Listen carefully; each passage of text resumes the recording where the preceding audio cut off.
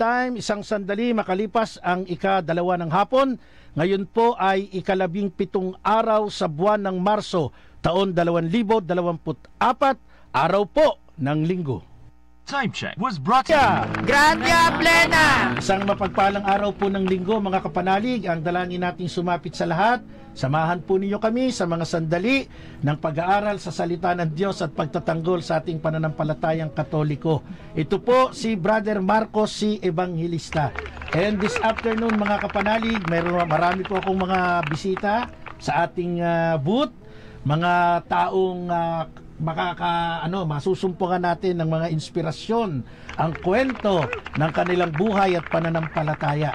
So sa pamamagitan po ng ating palatuntunan, mga kapanalig, makinig kayong mabuti at maaaring mag-trigger ito dun sa iba na medyo naguguluhan pa. Makakaroon kayo ng konkretong desisyon na napakasarap palang maging isang Katoliko. Yan po ang isang katotohanan. So, ipakikilala ko po sa inyo, paborito to ni Hamsky Ray at ni Brother Mel Garcia ng Lipa, ang aking mahal na kaibigan. Actually, anak ko na ito, no? Yung nanay nito, barkada ko eh. Oh, hindi pa to pinapanganak, barkada ko na nanay nito. Ang ating mahal na si Jess Ibalyar alias Sanrio. O Sanrio, ikaw bumati ka dahil katabi kita. Magandang hapon po sa inyong lahat, lalong-lalo na sa iyo, Kuya Hamsky. Miss na kita. Napaka-energetic ko. So, mula naman dito sa kanan ko, pupunta tayo sa ating gawing kaliwa, no? Simulan natin isang magandang bini-bini. Ako na ho mag-i-introduce ng mga pangalan nila kasi mauubos yung oras natin. Ito pong nasa kaliwa ko ay ang isang keyboard warrior to defend the Catholic faith, no? Siya po ang ating mahal na kaibigan, si Sister Rhea Bido. Ayan, Sister Rhea Bido. And then yung nandun sa likod na mahiyain, kaway-kaway lang sister, ang ating mahal na kapatid, si Ashley Colaba. Shout out, shout out. Ayan. At ngayon, itong nakamaroon, na hindi naman taga-UP, pero nakamaroon, no, ay ang ating mahal na kapatid, si Brother Leymar Moralina, na isang dating Iglesia ni Cristo, at ngayon ay isa ng Catholic Faith Defender. Amen. Mga kapanalig, doon sa mga nasa Facebook Live ko, yung ating technician, pakita natin sa mga kapanalig natin yung ating brother na si Brother Leymar Moralina na dating Iglesia ni Cristo at ngayon ay isa ng Catholic Faith Defender. At dito naman sa gawi pa, sa bandang kanan na, no? Isang magandang bini-bini, ay hindi na pala bini-bini, bagong kasal eh. Yan, dalawang yan, bagong kasal po. Ayun, no, sa live tayo. Tingin kayo sa ating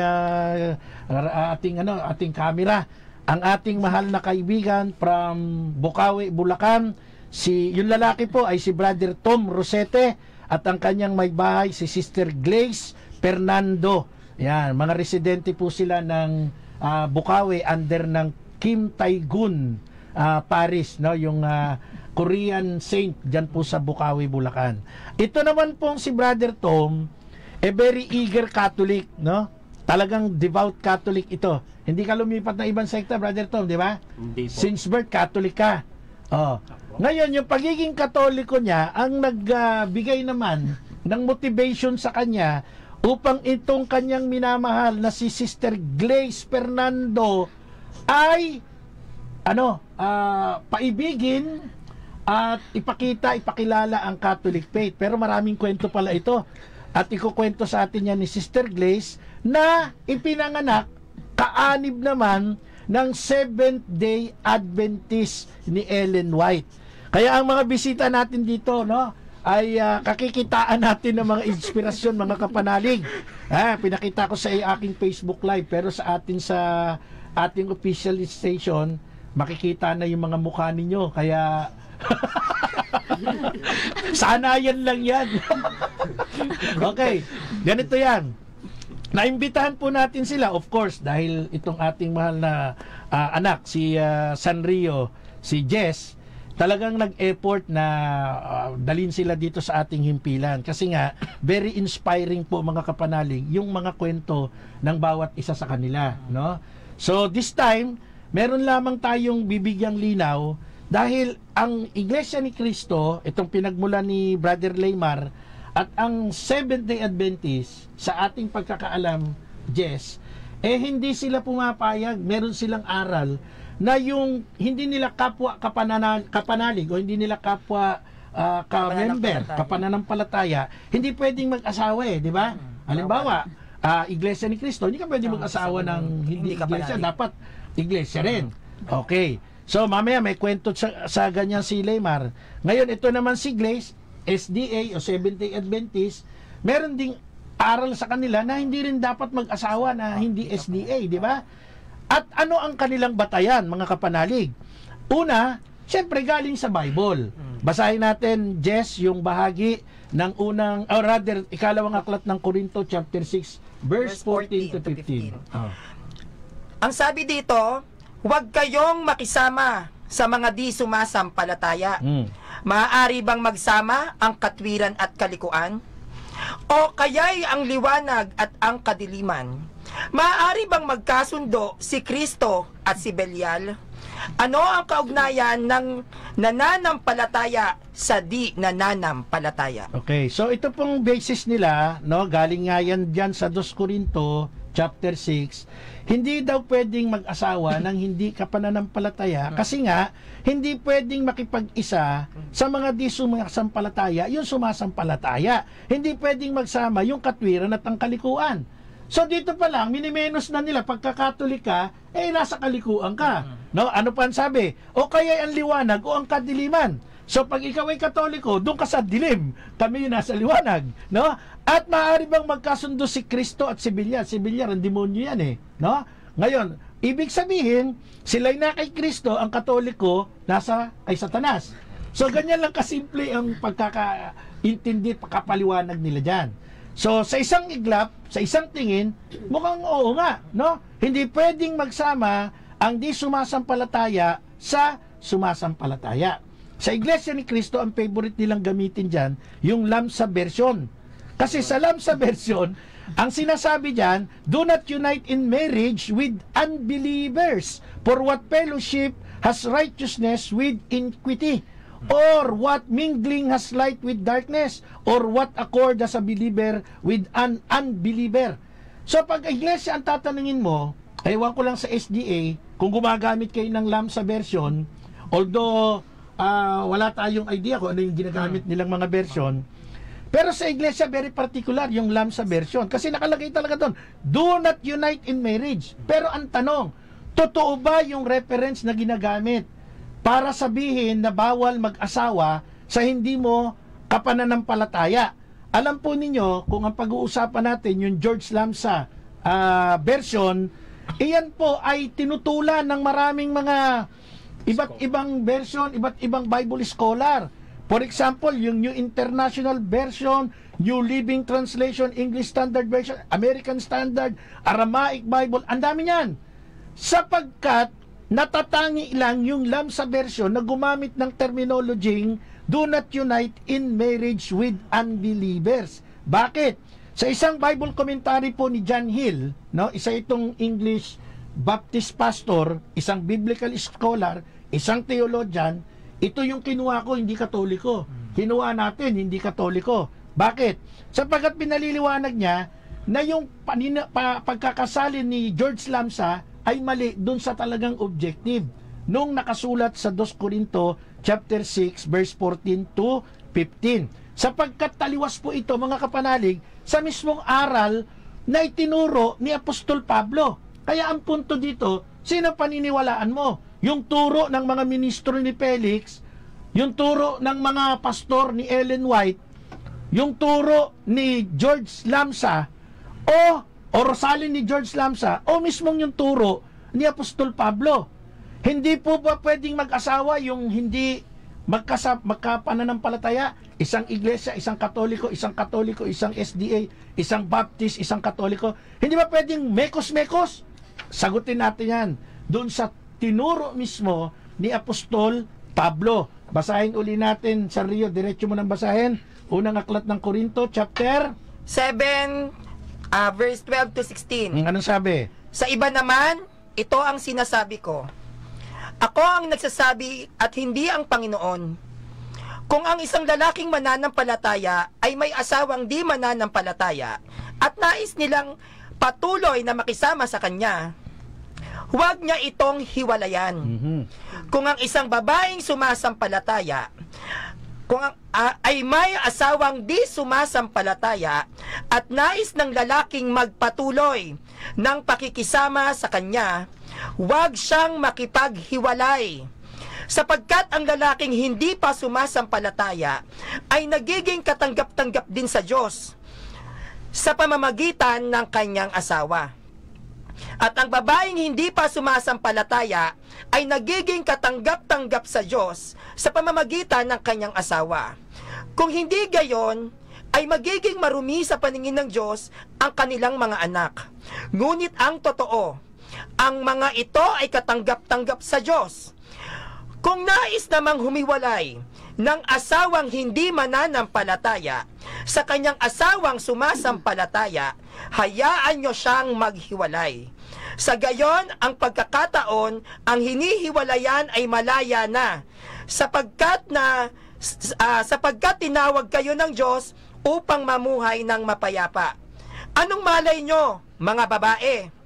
Baka kayo ang maging kasangkapan sa ikaliligtas ng iyong asawa. At kayong mga lalaki, anong malay nyo?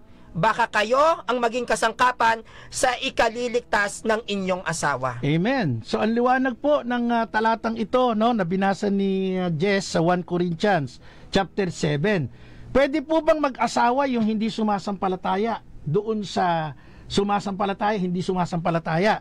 Iglesia ni Cristo, Katoliko, Seventh-day Adventist o anumang sekta sa Katoliko, sa turo po ng Biblia, pwede pong mag-asawa. Bakit? Sapagkat napakaliwanag ng sinabi, anong malay ninyo? Kayo ang maging kasangkapan sa ikaliligtas ng inyong magiging asawa. Babalikan po natin yan sa ating palatuntunan. Ave Maria! Gracia plena! Ayan, mga kapanalig, medyo high pitch talaga itong katabi ko, nagugulat ako eh. Pero dati ganyan si Tatang Larry. Medyo bigla, ayun, nawala na.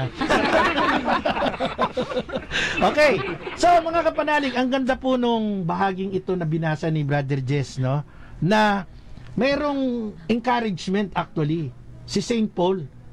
Kung ang isang lalaki nakapag-asawa ng hindi ka pananampalataya, siya ang magiging daan. Malay mo, ikaw ang maging daan para maligtas ang babaeng ito. Vice versa.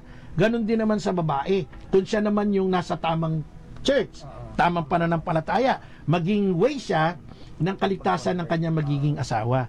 Meaning to say, palpak yung turo na pag ikaw ay kaanib ng Iglesia ni Cristo o Seventh-day Adventist o anumang kulto, na hindi ka pwede mag-asawa ng Katoliko.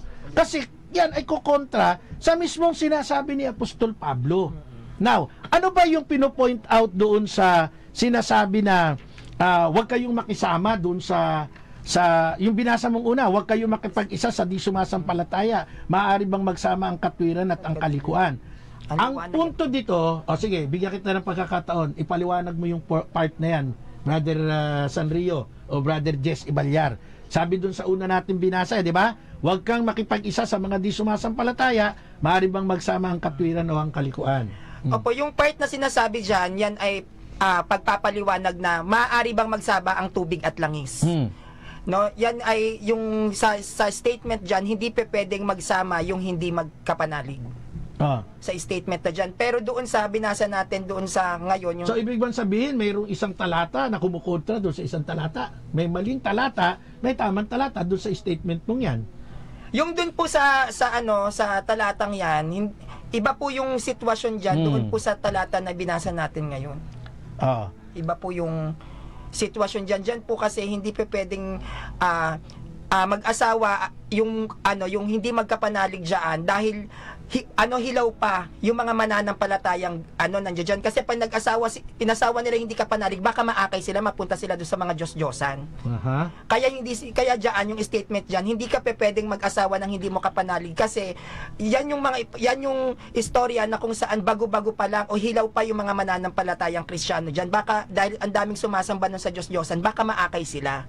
Kaya wag silang mag-aasawa ng hindi kapanalig para hindi sila mahatak doon sa kapahamakan. So sa panahon na ito, tinutukoy mo yung ganong senaryo. Opo. Kaya nga ito po mga kapanalig ang tatandaan natin para mas maging konkreto yung sagot ni Brother Jess. Kapag may binasa tayong isang bahagi sa Bible, ang unang-una, alamin mo, pag-aralan mo yung sitwasyon. Number 1, no? Sino yung nagsulat? Of course, si St. Paul. Yan yung una. Ikalawa, ano ang layunin ni St. Paul nung sinulat niya? Kasi magkakaibang panahon ito eh. Hindi ito sinulat niya ng dire-diretsong binabasa mo ngayon. Sinulat yan sa iba't ibang araw, iba't ibang panahon, iba't ibang sitwasyon, iba't ibang lugar. Di ba? Pangatlo, ano nga yung sitwasyon nung sinulat na yon? Bibigyang emphasis natin. Ibig sabihin, nung binasa mo ang bahagi ng 2 Corinto, iba ang pinatutungkulan dito ni Apostol Pablo, iba ang sitwasyon na nakikita dito ni Apostol Pablo. Pag binasa mo yung bahagi naman ng pwede palang mag-asawa ng hindi ka pananampalataya kasi magiging daan pa na siya ay maging daan ng kaligtasan, iba rin doon, no? Tandaan nyo, iba-iba ang mga sitwasyon, iba-iba ang mga pagkakataon. Kaya ho, mga kapanalig, kung ang sistema ng pagbabasa natin para bang ang Bible ay nilabas na nung unang panahon, nakatulad nung nakikita natin ngayon, iba ho yun, no? Iba-iba ang pagkakataon, iba-iba ang sitwasyon, iba-iba ang pinatutungkulan. Kaya yung 2 Corinto, hindi mo pwedeng i-apply sa unang aklat ng Corinto chapter 7. Although parehong nasa Corinto. Pero iba naman ang mga involved na mga taong naririyan.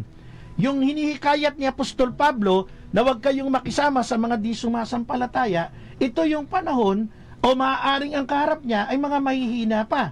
At maaaring sa halip na makapag-akay sila pa yung maaakay. Sila pa yung mapupunta sa dilim. Sila pa yung mapupunta kay Satanas. Iba naman yung sitwasyon dito sa unang aklat ng Corinto, mag-asawa ka ng hindi mo ka pananampalataya, ikaw naman ang mag-i-encourage sa kanya para manampalataya siya. So, nakikita nyo? Ibig sabihin, walang mali. Walang contradiction ng Bible. Saan nagkakamali? Yung mga nagtuturo, yung mga nagbabasa, yung mga angat, yung mga ob-ob. Kapag ka nakinig kayo sa ob-ob, ang resulta niyan, angat. O baliktarin na lang ninyo yung letra kung ano yon, di ba? Kaya dito po sa usapin ng pag-aasawa, yung turo ng mga kulto ni Felix Manalo at ni Ellen White malaking kasinungalingan po, sapagkat maniwala tayo sa sinabi ni Apostol Pablo. Malay mo, ikaw ang maging kasangkapan, ikaw ang maging daan, ikaw ang gamitin ng Diyos para yung isang hindi sumasampalataya, yung ligaw, yung naniwala sa peking sugo, yung naniwala sa peking propeta, maniwala sa tunay na simbahan ng ating Panginoong Jesucristo. Okay. So yan po mga kapanalig ha. Iba pa yung unang aklat ng Timoteo. Yung ipagbabawal ang pag-aasawa. Ha? Yung ipagbabawal ang pag-aasawa, bawal kumain ng karne. Ginagamit din nila yan eh. Unang-una, kanino ba in-address yan? Alam mo ba kung kanino in-address yan ni Apostol Pablo? Ha? Yan ay in-address niya sa isang kulto rin na prominente nung mga panahon na yon. At ito ay ang tinatawag nating anong grupo ito? Yung teka, kukunin ko dito sa aking research, ano? Ang grupong ito, pagano. Although pagano sila kasi hindi naman sila believers of Christ, no? Sila po ay tinatawag nating Mennonites, no? Ano ba yung Mennonites? Asan na ba yung aking listahan dito? Sa dami ng mga sinulat-sulat ko dito. Pangalan lang ni Sanrio na iwan. Itong Mennonites, Mennonites tuloy. Sorry, Manichaeans, no? Manichaeans, galing sa Iraq, galing sa Persia. Kasi itong kultong to, pinagbabawal nila yung mga pagkain ng karne. Pinagbabawal nila pag-aasawa. Nagbasa yung ministro ni Felix, nagbasa yung mga ministro, nabasa ng mga pastor, bawal mag-asawa, yung mga pare, mga kampo ni Satanas kasi bawal mag-asawa. Mga bobo, hindi nyo binabasa mabuti yung loob ng talata, di ba? Mapapahamak po tayo dyan. So ngayon, puntahan na natin yung ating mga bisita. Unahin natin si Brother Leymar Moralina na dating Iglesia ni Cristo. Nagkakabibigay ka ba ng mga pasalamat, lagak, mga tanging handugan? Baka kasi naubusan ka na kaya umalis ka na, ha? Hindi naman. So si Brother Leymar Moralina po, mga kapanalig, ay dating Iglesia ni Cristo na convert sa pagiging Katoliko. Hindi po dahil sa programa natin. Ang maganda nito, tayo open for all. Kung sino yung nagiging way para makaakay ng katotohanan, yun ang ating ipopromote dito. Kwento mo, Brother Laymar, sa maikling pagsasalaysay, paano ka na-convert into INC to Roman Catholic Church member or rather Catholic? O sige. Nung 2020, gusto ko mag-aral ng Katoliko, ay ng mga aral ng Katolik. Pinagbabawal po ako ng mga ministro ko po nun. So, naganap po ako sa social media, like yung sa mga live po ni Father Darwin. Doon po napatunayan ni Father Darwin na ang Iglesia Katolika, iyon po yung tunay na iglesia. So, doon na po ako nagpatuloy na nag-aral sa Katoliko na palihim po. Palihim kasi talagang bawal, ano? Opo, bawal po talaga po. Kasi po, ang iglesia po kasi maigpit po talaga sa ano. Yung pag once po nag-aral ka po sa ibang ano po, titiwalag ka po nila. So, natiwalag ka ba? Opo. So, ang ano sa'yo, tiwalag? Yes po. Kasi suwail ka, ganon. Opo. Kasi yun naman ang ano dun ang justification nila. Now, ano pa ang lalong nag-udyok sa'yo para magpatuloy ka sa pag-aaral ng Catholic faith? Doon po yung nag-reply po, nag-chat po ako sa kuya ko po, si Kuya Hendrix, sa isang seminaryo. Seminaryan? Seminaryan po. Ano po? Kapatid mo yan? Hindi po, ano po. Brother lang? Opo. Sige. Doon po ako nag-chat po sa... Yan ba si Hendrix Dakuma? Iba? Ano Hindi po, apelido? sa last bar po. Sige, tuloy natin, brother. Nag-chat po ako sa kanya na sabi ko po, Kuya Hendrix, paano po bang mag-aral po sa Katoliko? Sabi niya po sa akin, pumasok ka sa isang CFD, then ilalagay niya po daw ako doon na po daw ako mag-aral.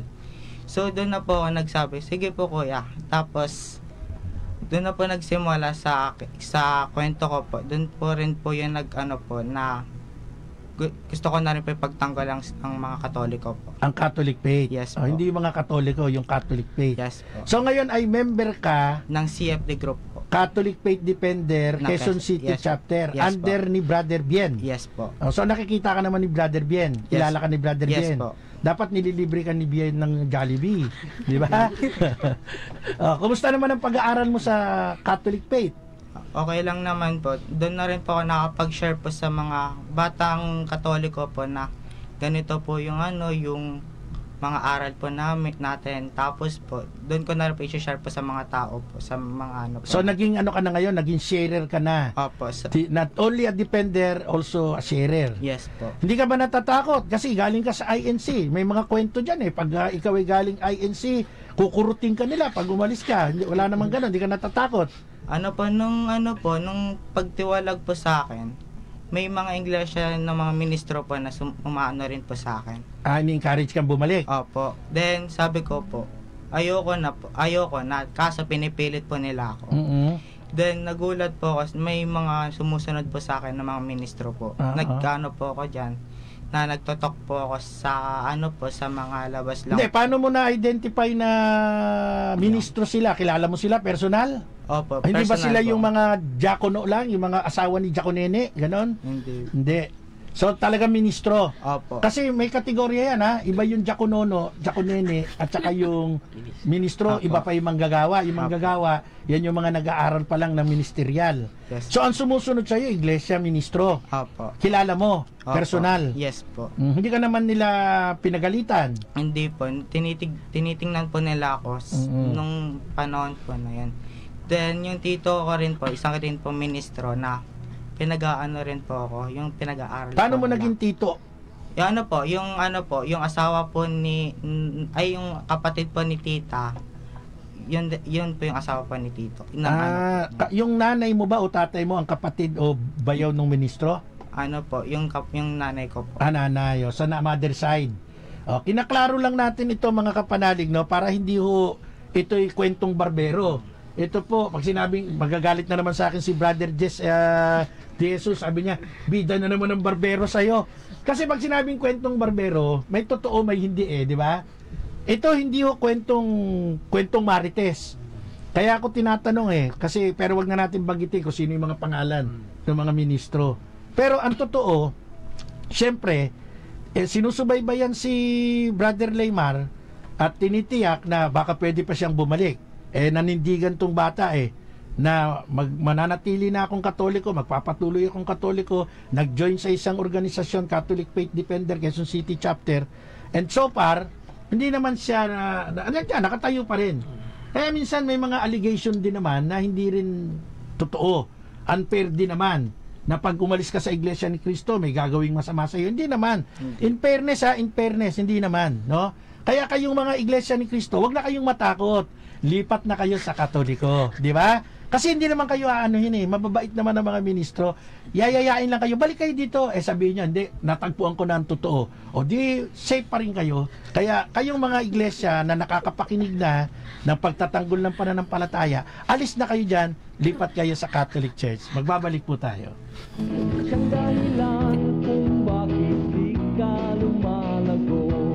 Plena! Nasa ikalawang bahagi na po tayo ng ating palatuntunan, Apologetika. 17 taon na po ang ating programa. Salamat sa Diyos. Salamat po sa ating management, kay Father Anton Pascual, kay Father Roy Bellien, at sa ating station manager, kay Madam Risa Mendoza, sa pagbibigay po ng pagkakataon na ang tinig na ito ay magpatuloy pong napapakinggan at naipagtatanggol ang ating pananampalataya. Nakakakilala tayo ng mga kapanalig natin na mula sa ibang sekta, ibang pananampalataya, bumabalik sa tamang simbahang itinayo ni Jesus. Kasama nyo po in 17 years, for the past 17 years, ang inyong lingkod, Brother Marco Evangelista.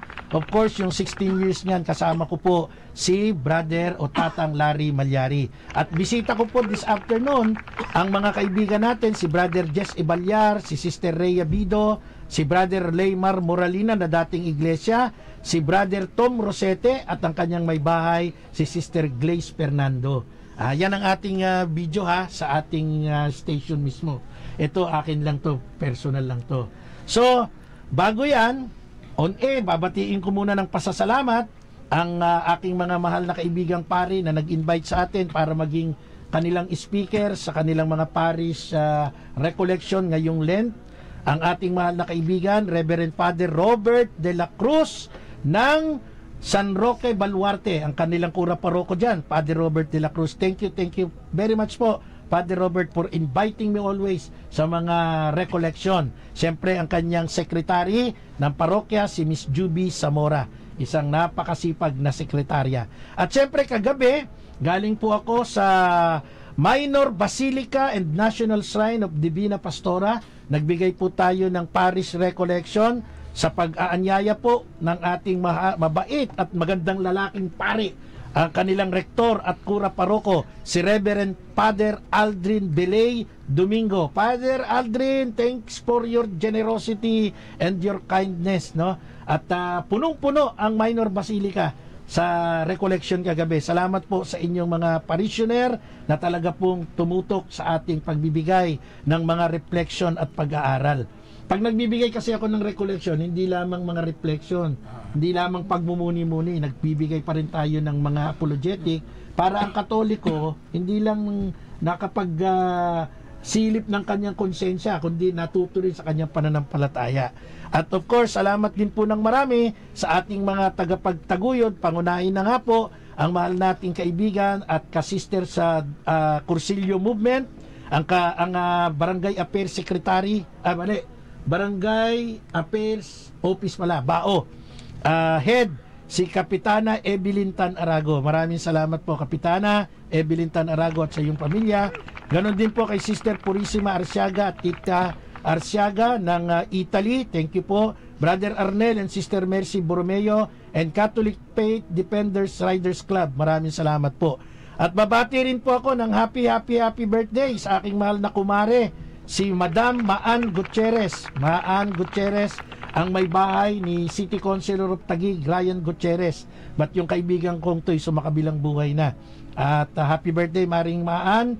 Siyempre, shout out sa aking napakagandang inaanak, si Isabela. Yan, Isabel, mabuhay ka, anak, at mag-aral kang mabuti. No? Wala na daddy, pero nandito naman si Ninong. Pareho naman kaming pogi. Pwede pa rin yun. Di ba? Siyempre, happy birthday din sa mahal nating kaibigan, Brother Rolly Tilo Fernandez ng St. Anthony Maria Sacaria, San Mateo Rizal. At happy 56th birthday kay Reverend Father Mark Ancheta, ang kura paroko ng St. Rose of Lima, Santa Rosa, Nueva Ecija. Yan, mga bumabati tayo para at least hindi man tayo inimbitahan sa birthday, sa susunod maimbitahan tayo para makakain tayo ng lechon. Yan. So mga kapanalig, eto na. Narinig na natin si Brother Leymar Moralina, dating iglesia, naging Katoliko, ngayon kaanib na ng Catholic Faith Defender Quezon City Chapter. Na-inspired siya dun sa mga paliwanag ni Father Darwin Gitgano, ni Father Abe Arganyosa. Nakita pa ako ngayon ng personal nito. Sabi niya ganun, pagpasok pa lang, ang pogi pala ni Brother Marcos. Di ba? Siyempre, kanya-kanyang buhat lang ng bangko yan. Oh, thank you, Brother Leymar. Sabi niya, mahina daw talaga boses niya. Kaya kung meron mang nakikinig na medyo nahihinaan, binigay lahat ng boses niya dito sa tabi ko.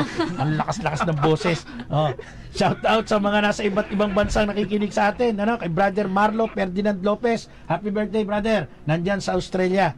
Punta na tayo sa isa pang couple. Isang couple to O nga pala, si Brother Leymar, ang syota nito ay ibang sekta. Pero ini-encourage niya na magkatoliko. Dapat kasama niya ngayon. Unfortunately, medyo meron yatang ibang lakad. Mag-attend daw muna ng fellowship. Okay, so kaya hindi niya kasama. This time, napakaganda ng bisita natin Dapat dito Grace, naging Glaze. Siguro nabulol yung nanay niya nung nagpa-birth certificate na rehistro. Yung Glaze niya, dapat Grace, pero Grace pa rin. Glaze Fernando, asawa ni Brother Tom Rosete. Isang member, pinanganak hindi ho na-convert to. Pinanganak na member ng Seventh-day Adventist. Pero, ngayon, ay isa ng aktibong Katoliko at kanina mangiyak-ngiyak ako, sinabi niya, mahal niya si Mama Mary kasi dati, wala siyang Mama Mary. Alam niyo, ang mga protestante galit kay Mama Mary. Ang mga kampo ni Satanas galit kay Mama Mary yan. Totoo yan. Magkaiba naman yung banggit ko, di ba? Pero, ngayon, si Sister Glaze, mahal at may debosyon kay Mama Mary. Bakit kaya? Tanungin natin siya. Ano ang kwento ni Sister Glaze? Bakit siya from SDA, born SDA, naging Katoliko? Dahil ba na in love siya sa magandang lalaking si Brother Tom? Yan ang aalamin natin. Sister Glaze, magandang hapon sa iyo at I hope na maibigay mo ng maganda yung kwento mo o kwento nyo ni Brother Tom. Una, talagang ikaw ay ipinanganak, pamilya mo ay Seventh-day Adventist. Yeah, opo. Dati po akong Seventh-day Adventist, born Seventh-day Adventist. Nung kinasal kami ng asawa ko, doon ako na convert as Catholic, bininyagan ako, pero hindi ko pa matanggap yung teachings ng Catholic. Binyagang Katoliko ka na dahil mag-aasawa ka kay Brother Tom, pero hindi mo accepted ang Catholic faith. Opo. Hindi ko po talaga tanggap. So, bakit? Hindi po ako convinced. Pero bininyagan ka before Catholic. the marriage. Opo. Bininyagan po ko, pero nakikisama lang po, ganon. Na sige, tanggap ko na yung Catholic, pero deep inside, hindi talaga.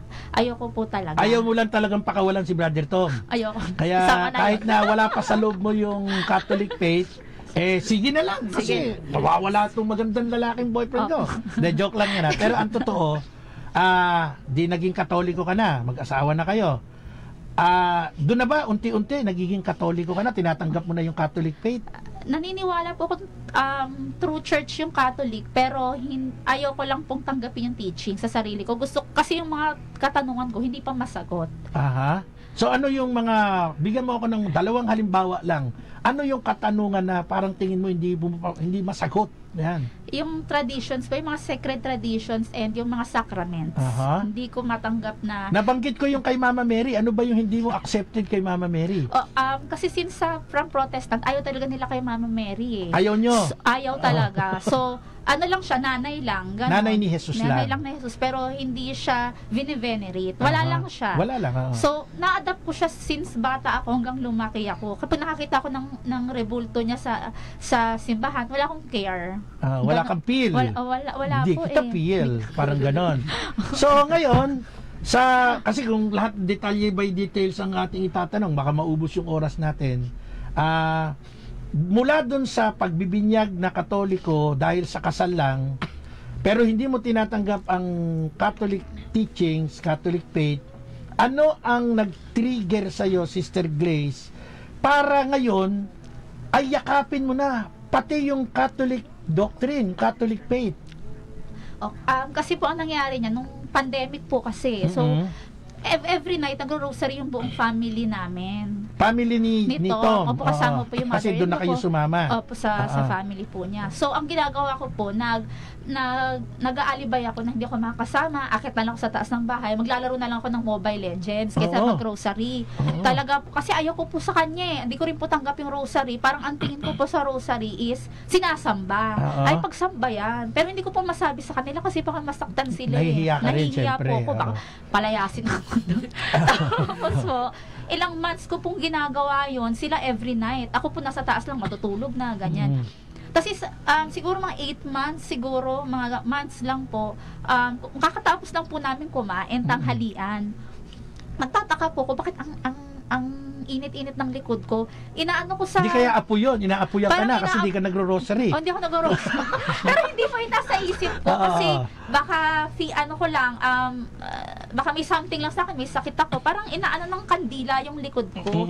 Napapasok, parang ganun. Napapasok ako, binuhos ako ng tubig. Ang sarap sa pakiramdam kasi lumalamig eh. E di umakit ako sa taas, pinabahidan ko ng kating ko, lalong sumakit, burning sensation. Di ba ganun po yung sugat? Kapag pinahiran ng maanghang, talagang lalong mag-iinit. Lalong nag-init. So naligo ako, tapos hindi po natanggal, umiiyak na ako sa kwarto. Sabi ko po kay Tombi, dalhin mo na ako sa simbahan. Hindi ka nagtanong hindi ka nag-request na dalhin ka sa ospital, sa simbahan clinic? po sinabi simbahan, ko. bakit mo naisip yun? Kasi ang naririnig ko, anointing of the sick is nakakagaling po talaga. Pero so, hindi ka rin naniniwala pa doon that time? Hindi po pero pinipilit ko po eh. Parang, okay, sige, parang gusto mong i-adapt na lang dahil sabi nila nakakagaling eh. Kagaling, ganun po. Tapos, inano ko na lang po, sabi ko, dalhin mo na ako sa simbahan, Saan simbahan yan, sister? Sa St. Andrew Kim Daegon yan. po, sa Bukawi rin. Tapos, wala pong magbabantay ng mga bata. So, inayaan na lang po, sige sa kwarto na lang po ko ganyan. Sabi ko, hindi ko na talaga... So, hindi ka nadala sa simbahan ng Kim Tae-gun? Hindi po ako nadala kasi wala pong magbabantay sa mga bata, wala pong tao sa bahay, kami lang. So, sabi ko po sa asawa ko, kumuha ka na lang sa altar ni mami ng ipapahid sa likod ko kasi kahit na ano na lang. Kumuha po siya, yung oil ng El Shaddai. Gumana po ng siguro 5 seconds, bumalik. Ay, baka hindi ka kumanta? El Shaddai, El Shaddai, El Elyon Adonai. Tapos, ano nangyari? 5 minutes na wala, pero bumalik. Mga seconds, siguro 5 to 10 seconds, bumalik po ulit. Sabi ko, ba't ganun? Sabi ko, tapos umiiyak na naman ako. Tapos sabi ko, kumuha ka na lang ulit kung anong meron. Ibig bang sabihin, Sister Glaze, yung nararamdaman mong pain parang sa'yo, hindi na tolerable. Hindi po kasi tolerable. umiiyak ka na Naiiyak na po. At saka ano na siya, parang discomfort. So after the langis ni El Shaddai, ng member ng, El Shaddai, ng prayer partner, ano na sumunod? Pinakuha ko po siya ulit kahit ano na lang. Meron po siya nakuha doon. Sa altar? Sa altar. Hindi ko po alam na tubig pala ng Lourdes yun kay Mama Mary mismo sa France. Our Lady of Lourdes. Buuhin natin. Our Lady of Lourdes. Tapos, pinahid po niya sa akin ng konting-konti lang po talaga siya. So, pagkapahid, naramdaman ko po, napakalamig sa buong katawan ko. Kasi pag giniginaw akong init-init summer. Nawala yung init. Yung maginaw po muna hanggang nararamdaman ko po yung likod ko na nagiging wala na, normal na. Tapos sabi ko, kinuha ko po agad yung tubig ng Our Lords. Kinuha ko. Tapos sabi ko, akin na lang to, ano to? Nalaman po namin na Our Lords pa rin. Doon ko na po nalaman na totoo si Mama Mary. Yung saan galing niya. yung tubig ng Our Lady of Lourdes? Binigay po yan ng kapatid ng hipag ng mother-in-law ko. Galing pong Lords, nag-pilgrimage po sila doon. Bit-bit niya pa uwi. Opo, tapos binigay po sa mami ng asawa ko. Ay nako, mga kapanalig, napakagandang kwento po ni Sister Glaze, no? At ito pong kwentong ito, mga kapanalig, ay lalo pang magpapalalim ng ating debosyon. Nakakatayo ng balahibo. Babalik po tayo makaraan ng pagpapakilala ng ating himpilan. Gracia plena! Mga kapanalig, ikinukwento po sa atin ni, parang ito'y kanyang testimony, no? Sister Glaze Fernando, asawa po ni Brother Tom Rosete, taga Bulacan. yung kanyang kwento ng conversion. Siya ay nagpabinyag pero hindi niya tinatanggap ang Catholic faith, no? Hindi siya naniniwala sa ating mga holy traditions. Basta't nagpakasal lang siya kay Brother Tom kasi pogi si Brother Tom. Yun ang dahilan. Pero hindi dahil mahal niya si Brother Tom kaya siya na-convert ng pagiging lehitimo tunay na Katoliko. Ang kwento ay nagkaroon siya ng masakit na karanasan, mainit yung likod niya, hindi alam kung anong dahilan, nagpalagay siya ng kung ano-anong pamahid, lalong sumakit, at makaraan nito, meron silang nakuhang tubig sa altar nila sa bahay, pinatak lang ng kaunti sa kanyang likod at nanlamig ang buong katawan niya, nawala lahat ng sakit, at nalaman nila na yung tubig na yon ay tubig pala galing sa groto ng Our Lady of Lourdes sa Pransya mismo. Binigay sa kanilang regalo nung isang nagpilgrimage doon na kamag-anak nila. Tuloy natin yung kwento galing mismo kay Sister Glaze Fernando Rosete. Ano yung mga conversion story niya pa. Sister, tuloy natin. So, na-convert ka na. Consider na ba na-convert ka na o parang nandun pa rin yung doubt?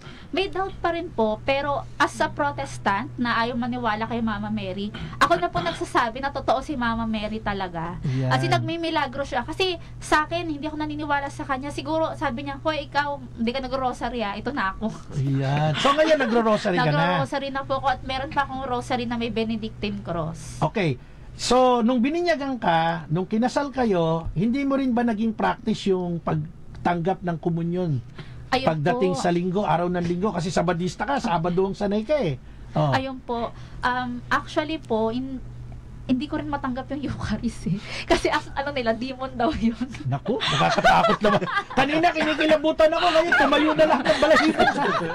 Demonyo yung Eucharist, turo sa SDA yan. Oo, parang ganun. Opo, yung naririnig ko eh, sa demonyo daw yung turo ng demonyo eh. Oo. So, So, ngayon, balikan na natin ngayon, ano nang status mo sa communion, sa Eucharist? Ay, grabe po. Ngayon po, tinanggap ko na yung sacrament kasi grabe po yung nangyari sa akin bago ko tanggapin yung Eucharist. Oh, ano ang nangyari naman? Nung December lang po ito. December of 2023. 2023. Okay. Meron pong ang tawag dito yung Speaking of the Devil kay Father Jeff, isang exorcist po yun. Dito sa Antipolo. Sa Antipolo, dito po sa Eternitas ginanap. Dito po sa may katabi ng St. Peter's Parish, dito sa Commonwealth Shrine. Sa Quezon City. Opo. Wala, hindi pa po kasi kami nakakasano sa simbahan. Wala kaming sacrament, hindi kami tumatanggap ng communion, anything. Pero pumunta kami doon. Hindi pala pwede yun. Kasi kapag pumunta ka pala sa mga ganun at wala kang sacrament, pwede kang maposes. Ano ba yan? Exorcism seminar? Ano po siya, about Lucky Charms, basta related sa exorcism. Exorcism po, mga albularyo, ganun po. Ngayon, ano nangyari doon? Masaya po eh. Ang saya pong si Father Jeff, lahat, kinikwento niya, bawal ganito, bawal magpa-albularyo. Tapos na kaming kumain lahat, after lunch. Participant kayo nun? Participant po kami. So, nagtataka po ako, kakatapos lang namin kumain, blessing na po ng sacramental, mga rosaries, holy water, mga ganun po. Habang nagsasacramental, nagbe-blessing ng sacramental, iba na po pakiramdam ko. Hihimatayin na po ako. As in, umiinit na yung buong katawan ko. Pero dumating ka doon, you are in good shape. Wala kang sakit, wala kang wala sakit. Lahat.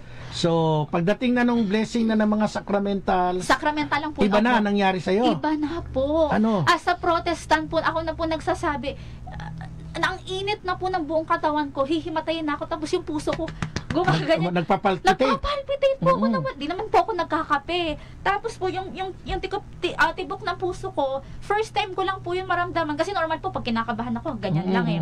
Yung po, parang nasa labas, kapag mahina ka po pala, pag mapoposes ka, talagang hihimatayin kapag mahina ka. Malakas po ko eh. So, nilalabanan ko. Gusto ko na pong hilahin to palabas ng room. Venue, Opo. Ayokong makinig sa blessing. Parang ganun po eh. Gusto ko na, may medical team po sila, pero hindi po ako pumunta kasi nakakahiya, baka sabihin ni Father Jeff, possess ako. So sabi ko, pinilit ko, nagpumikit lang po ako, sabi ko, Mama Mary, help me. Sabi ko, Lord Jesus, please, gumaganon ako. Ayoko po kayo matayin, nakakahiya. Pero that time, you called the Blessed Mother as Mama Mary na. Mama Mary, talaga, as in. Tapos, yung katabi ko po, nakaganon na sa akin kasi nagtataka po siya, bakit parang hindi na po ako mapakali. Kasi ang init na po ng buong katawan ko, para akong umuusok. Pero hindi ka naman pinagpapawisan that time. Hindi po Pero kaya pakiramdam mo mainit. Manginit. Oo. Yung aircon po, nandito, tapos may electric fan pa po. May electric fan pa siya. Yung bang aircon doon? Kasi lamig ng aircon Ito, namin. sobra Oo, malamig. Malamig talaga. Ang ginawa ko na po nung dahil sa sobrang Buti init na lang ng ngayon, nilalamig siya. nilalamig ako eh. Inubad ko po yung jacket ko. Oo. Tapos pagkahubad ko ng jacket ko, bakit ganun ang init pa di? Ang init. Sabi ko, ang init pa rin. Tapos tinanggal ko na yung mga ipit ko, tinanggal ko na yung rosary ko, kasi iba na po yung pakiramdam ko. Parang napuposes na nga. Puposes na po ako. As in, parang gusto ko nang gumanyan. Bibigay na po ako eh. Mag-ano na ako. Magko-collapse na ako. Kaya lang po, nararamdaman ko na po yung mainit hanggang dito, pababa. Para sa mga nasa radyo, nararamdaman niya po yung init mula ulo, pababa ng balikat. Kasi nasa radyo tayo. Iniisip nila, pababa, saan yun? Tuloy natin. Tapos ang init po talaga, ang pangit pa po ng pagkainit niya kasi habang nag-aano pa po, Nagpapalpitate. para po akong aatakihin sa puso. Tumitubok Pero yung puso hindi. mo. Opo, first time. Grabing tibok. Grabing tibok, kakaiba. Tapos po, hanggang pababa, sabi ko, ano to, parang tinutusok. Pababa na ng mainit. pababa sa braso, mga Pababa. kapanalig. Biglang sumingaw. Gumanon. Hala! Parang sumingaw. Sumingaw! Oh. Sabi ko, bakit sumingaw? Sabi ko. Tapos, pagkasingaw, yung tibok na puso ko. Nagkalma na. Nagkalma pero napagganon po ako sa dito. So yan ay after mong umusal na Mama Mary, please help me, Pagkatapos po Lord ng Jesus. blessing ng sacramental. Okay. Nung natapos na po, biglang lumabas. Mm-mm. May lumabas sa akin. So nag-trigger doon para naman dalin kayo sa pagtanggap na ng sakramento. Opo, ito na po. Eh, di, Oo. Kasi kailangan nating i-shortcut na ng mabilis yung iyong kwento at maganda. Sige. Kaya lang makakapusin yung oras natin. Ano Sige. nangyari pa? pag uwi ko po sa bahay, sabi ko magko-confess na ako. Babalik na ako. Totoo. Hindi ka pa rin nangungumpisal, di mo pa rin naranasan. Hindi ko po siya Oo. hindi ko po matanggap ng confession Oo. eh. Kasi sabi ko sasabihin sa Lahat pare. talaga hindi tinatanggap nito eh. O ano pa? Tapos, pagka-uwi ko po sa bahay, grabe si Father Jeff, yung Holy Spirit Oh, sa si kanya, Father Jeff, ang lakas. Pagka-uwi namin sa bahay, sabi ko magko-confession na ako. Pagtulog ko po, mortal sin ko ang napaginipan ko. Aha. Sobrang, hindi po siya inaano na, ito yung mortal sin mo, hindi, events lang po. Events. Tapos kinabukasan sabi ko, parang hindi ko na kaya. Pumunta po kami ng Novaliches kay Father Nonet. Oo. Para po, exorcist po talaga. Tinignan po namin ng schedule. Eh di, wala pa po siya. Wednesday pa po ang open, ang confession. Teka lang ha, ikakat lang kita dyan, sister. Meron lang akong i-correct sa mga kapanalig natin, sa ating lahat. Ano? Pagka kayo po ay lalapit sa exorcist, ang lalapitan nyo pong exorcist kung saan kayo under na diocese. Kasi po, ang mga exorcist natin, halimbawa, Father Sikia Arcam, Father Daniel Estacio, Diocese of Pasig, Father Jojo Malyari, Diocese of Cabanatuan, may mga boundaries po by diocese. So, ito po ay para maklaro lang natin. Kapag kayo po mayroong problema, katulad ng kinukwento ni Sister Glaze, kailangan nyo ng exorcist, kung saan kayong under na diocese, yun ang pupuntahan ninyo. Hindi ho pwedeng kayo'y taga Diocese of Imus, pupunta kayo sa Diocese of Parañaque. Hindi ho pwede yon. Yan po ay merong mga boundaries. Kaya ito'y pagkaklaro lang. Pero anyway, maganda naman, natagpuan nyo ba si Father sa Novaliches? Tuloy natin, Sister Glaze, para lang makorek natin. Sige. Opo, sakto po, pag tingin po namin sa schedule, Tuesday po yun, sabi ko Wednesday po, open na siya. Mm-hmm. Sabi ko, di maganda bukas makakapag-kumpisal na ako. Bago po mag-kumpisal, nanaginip po ako na may sinasapian. Sabi ko, grabe na po yung panaginip ko. As in, parang na ako nag-astral projection. Ganon sa akin yung nangyari dun sa pagpunta sa spiritual, parang speaking of the devil. Mm-hmm. Tapos, pagdilat ko parang nag-a-anxiety ako. Tapos, sabi ko po sa asawa ko, hindi ko na kaya. Sabi ko, hindi ko na talaga kaya. So, parang habang nag-aano po ako sabi ko, hindi ko na talaga kaya. Hirap na ako. Parang ako mababaliw, sabi ko. Tapos, maya-maya, habang nagsasalita po ako sa kanya ng ganun, may pumasok, may sa gilid kong umano po may dumaan. Tapos pagdaan na naka-white, sinabi ko lang na simple, pray for us. Nawala. O lumabas talaga siya sa parang lumabas sa hindi sa peripheral vision ko, parang lumabas po sa bahay. Pumunta na po kay Father Nonet, kinabukasan, nag-confess na ako. Sabi ko, tanggap ko na po talaga ang teachings ng Catholic faith. Tanggap ko na, ang dami na pong milagrong nangyayari sa akin. Actually, hindi lang milagro yan, no? Mga talagang pangitain na may something bad, no, around. Kapag ka ikaw ay naroon na, pero ayaw mo pa rin tanggapin, no? So, maganda yung kwento ni Sister Glaze sa bagay na yan. Sige, tuloy mo, sister.